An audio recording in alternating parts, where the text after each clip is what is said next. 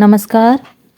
आइए सुनते हैं लेखिका उषा भटनागर द्वारा लिखी हुई कहानी हादसा। तो आइए कहानी शुरू करते हैं। हादसा, एक और हादसा। शायद जिंदगी हादसों से गुजरने का ही नाम है, पर उसी की जिंदगी में इतने हादसे क्यों होते हैं? मन बड़ा कड़वा हो आया। खिड़की के बाहर रात का अंधियारा बिछा हुआ था। पर्दा हटा दिया था। कंधे से लगा 2 साल का नन्हा सोम सिसकी भरता हुआ न जाने कब का सो गया था, पर वह अभी भी उसे धपकी दे रही थी। 6 दिन का बिछड़ा सोम इतने दिनों बाद अचानक माँ को पाकर ऐसा टूट कर गले लगा और सिसकी भरकर रोया कि अंकिता के आंसू भी उसके आंसुओं में घुल मिल गए। माँ का मुंह अपनी दोनों नन्ही हथेलियों में भरकर इतने उतावलेपन से चूमता रहा कि इतने बड़े तूफान से गुजर रही अंकिता सब कुछ भूलकर उसी में लीन हो गई थी। कमरे में घूम घूम कर गोदी में झुलाकर चुप कराया उसने सोम को। खिड़की से बाहर काले अंधकार की तरह ही काल उसका गुजरा कल भी है, वर्तमान है और शायद भविष्य भी। क्या ताउम्र वह पीछे छूट चुके अतीत के गलियारों में ही भटकती रहेगी? उन हादसे को गुजरे भी ज़्यादा वक्त नहीं हुआ, पर लगता है सदियां गुजर गईं और वह एकदम बुढ़ा गई है। कितनी बड़ी थी तब वह, सारी स्मृति उसकी आंखों से गुजरने लगी। बाबूजी की सरकारी नौकरी थी, हमेशा ट्रांसफ़र होता रहता। शहर बदलते, घर कॉलेज बदलते, पड़ोस बदलते, पर इस बार पहली बार को एजुकेशन वाला कॉलेज मिला, जहाँ हर कदम पर सीटियाँ सुनाई देती, तरह तरह के फ़िक्रे सुनाई देते। इसी कॉलेज में एक दिन निशीत से टक्कर हो गई। 2 साल सीनियर था, पर रैगिंग करने वालों से उसने अंकिता को खूब बचाया। और फिर बचाने का ऐसा सिलसिला शुरू हुआ कि दोस्तों में वह निशीत की खास मित्र की तरह पहचानी जाने लगी।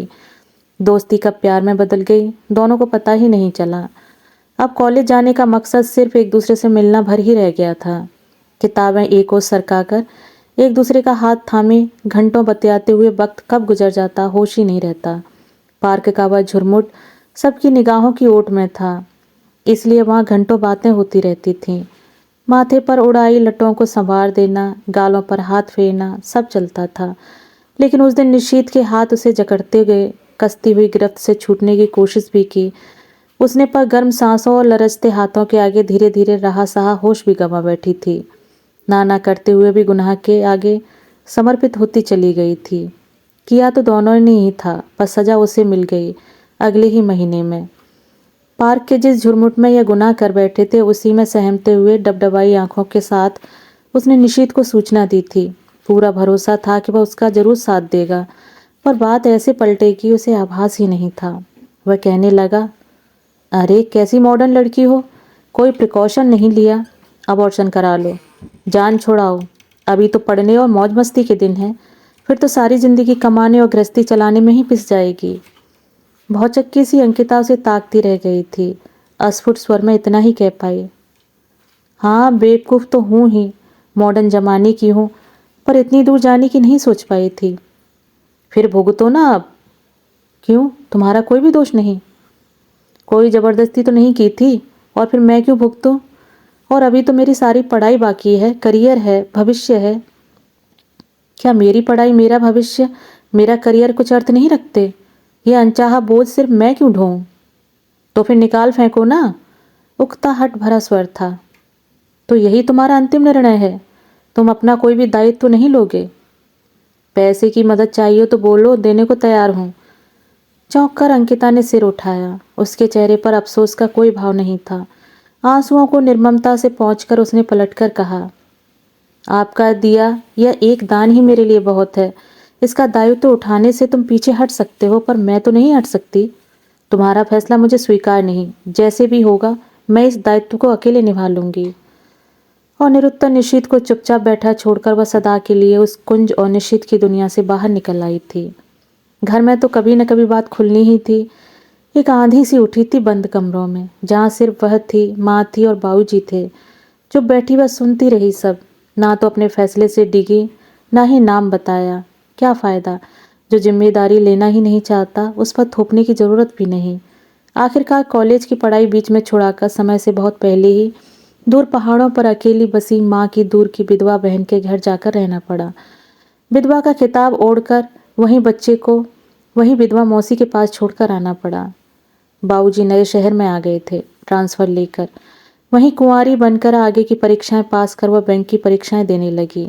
नौकरी करती लड़की की आजकल ज़्यादा डिमांड है, ये अनुभवी बाबूजी जानते थे और अपने तगड़े सोर्स से उन्होंने उसे बैंक में अच्छे स्थान पर स्थापित करा दिया। विधिवत घर वर ढूंढा और सुयोग पात्र से फेरे फिरवा दिए गए। वे मुक्त हो गए। रोहित और अंकिता की गृहस्थी सुख से बस गई। अंकिता खुश थी। उसका अपना घर था, पति था, समाज में सिर उठाकर चलने का वजूद था। माँ और बाबूजी ने उसके अतीत के उन पृष्ठों को कसकर बंद कर दिया था और ना खोलने की हजारों चेतावनियां दे दी थी। फिर भी कभी न कभी तो मन पुरानी बातें याद कर व्याकुल हो ही उठता था। और ऐसे में आया गर्भ में सबकी निगाहों में उसका पहला शिशु, जो था तो दूसरा ही। वही उबकाइयाँ, वही सिर का भारी होना, पर अब की बार कितना फर्क था। मनोहारों की कमी नहीं थी। दूर बसी सास पास आ गई। 5वां महीना लगते ही हर कदम पर सीख देती, स्नेह करती। डॉक्टर के पास जाने के हर मौके पर रोहित साथ होता, फल और टॉनिक ले आता। तुम आराम करो, नौकरी छोड़ दो, मैं हूं ना, की सिफारिश करता। मम्मी जी भी साथ देती। अरे भाई घर बैठो, आराम करो, कहीं घूमो फिरो। फिर तो छोटे बच्चे के साथ कहीं आना जाना मुश्किल हो जाएगा। जितनी मौज करनी है कर लो। कभी स्टोर रूम में रखे पुराने संदूक खोल अपने ब्याह के कपड़े दिखाती, धूप लगवाती, तो कभी चाव से एल्बम निकाल लाती और दूर दराज के सभी संबंधियों से जो शादी में आए थे और जो न आ सके थे उनका परिचय फोटो से ही कराने लगती। देखो बहू, यह है रोहित जब 10 महीने का था। यह है नंद गोपाल भाई साहब का बड़ा बेटा संजय। और यह रही उनकी छोटी बेटी सुमिता। यह उसका पति निशीत है। ये बोस्टन में रहते हैं, 2 बच्चे हैं, वहीं सेटल हो गए हैं। ठंडी सांस लेकर मम्मी अगला पृष्ठ पलटने लगी। निशीत का फोटो देखकर धक्क सी रह गई। अंकिता बाहर आ गई, लेकिन यह सोचकर कि इतनी दूर बसा ब्याह अब यहाँ क्या पलट कर आएगा, उसने खुद को सांत्वना दी। रोहित के बार बार कहने पर भी वह नौकरी करती रही थी। उसकी मनोहार लेने वाले, हर इच्छा को पूरी करने वाले चारों ओर छाए हुए थे और वह थी कि बेटे को गोद में लेते ही पहले को याद करके फूट फूट कर रो पड़ी थी। उसे तो जी भरकर देख भी नहीं पाई थी। अब तो शक्ल भी बिसर गई है। होता है, होता है। सासू माँ ने अनुभवी गर्दन हिलाई थी। पहलौटी के बेटे पर खुशी के मारे आंसू निकल ही पड़ते हैं। धीरे धीरे अंकिता ने गोद में आए इस दूसरे बेटे के साथ पहले को जीना सीख लिया। इसने अब करवट ली। पहली बार तो उसने भी इसी महीने में ली होगी। अब यह घुटने चलने लगा तो उसने भी इन्हीं दिनों में सीखा होगा। पर इसे वो क्या क्या नहीं खिलाती, कभी जूस तो कभी दूध बिस्किट। वह बेचारा तो ये सारे स्वाद जानता भी नहीं होगा। और तब उसके इतने सालों से रुके आंसुओं का बांध टूट जाता। उसका तो वह कुछ भी नहीं जानती, नाम तक नहीं। उसके एक एक रुपए का हिसाब रोहित रखता है। चाहकर भी वह कभी कुछ कर नहीं पाई। माँ की सख्त हिदायत थी। गांव है, जो कहानी गढ़ी गई है उसी पर कायम रहना है। ऐसा कुछ न करना कि लोगों की आवाज़ें खुलें। जाने वह किस पहाड़ी मदरसे में जाता होगा, किसकी छवि उस पर होगी। कितना जी चाहता है कि 4 दिन की ही छुट्टी लेकर एक बार वह गायब हो जाए और उसे देख आए, पर हर छुट्टी में रोहित साथ होता। लिहाजा इस बारे में सोचने का तो सवाल ही नहीं उठता था। इतने दिन साथ रहकर वह रोहित का जिद्दी अड़ियल स्वभाव बखूबी समझ गई थी। जो ढका है ढका ही रहे, इसी में सबकी भलाई है। ऐसे ही दिन बीत रहे थे और ऐसे में फिर दूसरा हादसा हुआ। माँ बाबूजी सिंगापुर गए थे 10-12 दिन के लिए। किसे खबर दे कि ऊहापोह से निपटती छोटी बहन ने घबराकर अंकिता को ही फोन लगा दिया। माँ की बहन चंदा मौसी, जो अल्मोड़ा के पास किसी गांव में रहती हैं, उनका एक्सीडेंट हो गया है। असल में उनका बेटा शिव कार की चपेट में आ गया था। उसे बचाने की कोशिश में मौसी ज़्यादा घायल हो गई हैं। वे और शिव शहर के अस्पताल में सीरियस कंडीशन में लाए गए हैं। वे माँ को याद कर रही हैं और आपको भी। अभी सिंगापुर माँ से बात की है। माँ तो 10 दिन से पहले नहीं आ सकेंगी। उनका हाल सुनकर कह रही हैं कि आपको जाना हो तो चली जाएं। जल्दी जल्दी सूटकेस में सामान डालती परेशान हाल संकिता को तब रोहित ने ही संभाला। मौसी और उनका बेटा इतने भयानक वक्त से गुजर रहे हैं, तुम जरूर जाओ। सोम को मम्मी और आया संभाल लेंगे, मैं भी साथ चलता हूँ, शायद मेरी ज़रूरत हो वहाँ। साथ सफ़र करते, स्टेशन पर उतरते, अस्पताल साथ साथ पहुँचते। रोहित को लेकर जितनी घबराहट उसके मन में हो रही थी, वही समझ रही थी। मन में कौन था? मौसी ने नाम कितना सही रखा है। दुनिया का जहर पीकर भी वह भी नीलकंठ जैसा ही होगा। बाबूजी के कसकर बांधे गए पृष्ठ समय की मार से फड़फड़ाकर खुलते दिख रहे थे। स्टेशन से सीधे अस्पताल ही पहुंचे। यंत्रों से घिरी मौसी के बेसुध तन के पास में बेहोश लेटे 6 साल के शिव को देखकर अंकिता के आंसुओं का बांध टूट गया। उससे लिपटती रोती अंकिता पर रोहित को प्यार के साथ साथ ताज्जुब भी हो आया, और ताज्जुब तब और भी गहराया जब साथ बैठी महिला ने अंकिता को संभालते हुए उसे बार बार सांत्वना दी। बिटिया, तेरा बेटा बच जाएगा, इतनी दुखी मत हो, प्रभु है। बहन जी ने अपनी जान की परवाह न कर उसे बचाया है, भगवान उनकी जरूर सुनेंगे। तेरा बेटा, हजारों डंक रोहित के कानों में चुभने लगे। स्तंभित सा वह पास में खामोश बैठा रहा। जाने किसकी पुकारों से शिव बच गया। अगली सुबह मौसी को भी होश आ गया। रोहित ने मौसी के होश में आते ही पहला सवाल पूछा, मौसी, यह शिव किसका बेटा है? भगवान के दरवाजे पर जाती जाती मौसी चुप ठिठक गईं। झूठ बोला नहीं जा रहा था और सच कैसे कहें। रोहित, शिव मेरा ही बेटा है। अंकिता ने आखिरकार सच्चाई बता ही दी। तुम्हारा? शंका को सच का बाना मिल गया। रोहित के मन में उठती हुई आंधी ने बवंडर का रूप ले लिया। गुमसुम सा रोहित लौटने लगा। चुप सी अंकिता भी साथ हो ली। पूरे सफर में अंकिता के मन में वही उमड़ घुमड़ होती रही। जाते वक्त शिव का चेहरा अनजाना था, अब चेहरा परिचित हो गया था। पर रोहित क्या सोच रहा है, आगे क्या होगा? उधर रोहित अलग भरा बैठा था। ब्याह को 4 साल होने को आए, एक बार भी अंकिता के स्वर से यह सच नहीं खुला। पेट की कितनी गहरी है, इतने बड़े झूठ के साथ आने वाले साल कैसे कटेंगे? बड़ा मुश्किल लगने लगा सब कुछ। घर पहुंचते ही 6 दिन का बिछड़ा सोम टूटकर माँ के गले लग गया। उसे पुचकारती बेहाल होती जा रही थी वह। विद्रूप सा उसे देखता हुआ रोहित बाथरूम में फ्रेश होने चला गया। बाहर आया तो पाया कि मम्मी जी अपने कमरे में जा चुकी थीं। अंकिता खिड़की के पास पत्थर सी खड़ी चुपचाप बाहर अंधेरे में किसी को ढूंढती टटोलती सी खड़ी थी। सोम गोदी में कब का सो चुका था। आया मेज पर कब की चाय रख गई थी। चुपचाप पलंग पर बैठकर रोहित ने मेज पास में खींच ली। उसने निर्णय ले लिया था। अंकिता, आखिर तुमने मुझे धोखा क्यों दिया? आज शादी को 4 साल हो गए, एक बार भी तुमने जरा सा इशारा तक नहीं किया कि तुम्हारी ज़िंदगी में कोई और इस हद तक आ चुका था। इतना बड़ा धोखा। लोग समझौता कर लेते हैं कि वक्त के साथ सब ठीक हो जाएगा, पर मैं इस इंतज़ार में पड़ने की बेवकूफ़ी नहीं कर सकता। मैं 2 टूक बात करना जानता हूँ। मैं इस तरह की दोहरी ज़िंदगी नहीं जी सकता कि हर वक्त तुम्हारी ओर निगाहें उठते ही मेरे मन में नफ़रत उठने लगे, शंकाएं सिर उठाने लगे। तुम्हारा विश्वासघात मैं नहीं कह सकता, अतः रास्ते पर मैंने खूब सोचा। मुझे तुम्हारे अतीत से कोई मतलब नहीं, तो वर्तमान और भविष्य से भी नहीं है। तुम अपनी ज़िंदगी जैसे चाहे जियो।